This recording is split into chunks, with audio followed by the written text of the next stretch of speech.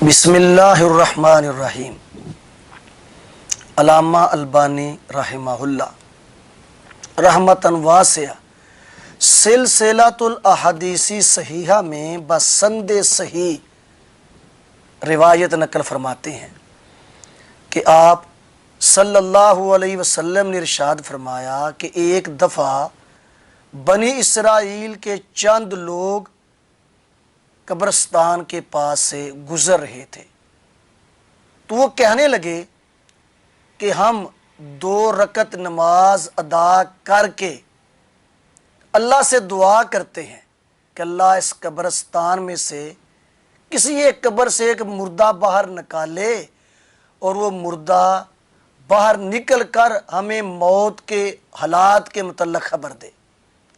یعنی ان کا اتنا یقین تھا کہ 2 رکعت نماز ادا کر کے جو اللہ سے مانگا جائے اللہ عطا فرما دیتے ہیں۔ اس لیے انہوں نے کہا نا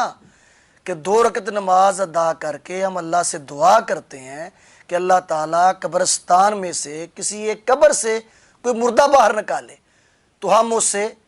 موت کے حالات کے متعلق سوال کرتے ہیں۔ آپ صلی اللہ علیہ وسلم ارشاد فرماتے ہیں ابھی وہ دعا میں تھے، دعا کر رہے تھے تو اچانک ایک قبر پھٹی، اس سے ایک مردہ باہر نکلا اور وہ پوچھنے لگا تم مجھ سے کیا ارادہ کرتے ہو، مجھ سے کیا پوچھنا چاہتے ہو؟ مجھے تو 100 سال ہو چکا ہے، میں فوت ہو چکا ہوں اور ابھی تک موت کی شدت، موت کی سختی، موت کی حرارت مجھ سے ٹھنڈی نہیں ہوئی، ختم نہیں ہوئی، ابھی تک موت کی سختیوں میں مبتلا ہوں میں۔ تو پیارے بھائیو، اس حدیث مبارکہ سے کیا ثابت ہوا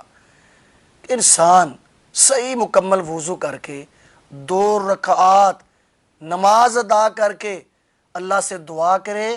اللہ پاک اس کی ضرور بھی ضرور دعا قبول و منظور فرمائیں گے، چاہے وہ کام جس کی دعا کر رہا ہے وہ لوگوں کی نظروں میں ناممکن ہی کیوں نہ ہو۔ اللہ پاک کے سامنے کوئی ناممکن نہیں، یہ دنیا کے اعتبار سے ہے کہ فلانا کام ممکن ہے اور فلانا ناممکن ہے، اللہ کے سامنے سب کچھ ممکن ہے۔ بس توجہ کے ساتھ، اخلاص کے ساتھ وضو کریں اور توجہ کے ساتھ، خشوع خضوع کے ساتھ 2 رکعت نماز پڑھیں اور اس کے بعد اللہ سے پوری توجہ کے ساتھ، انہماک کے ساتھ اللہ سے مانگیں، اللہ ضرور عطا فرمائے۔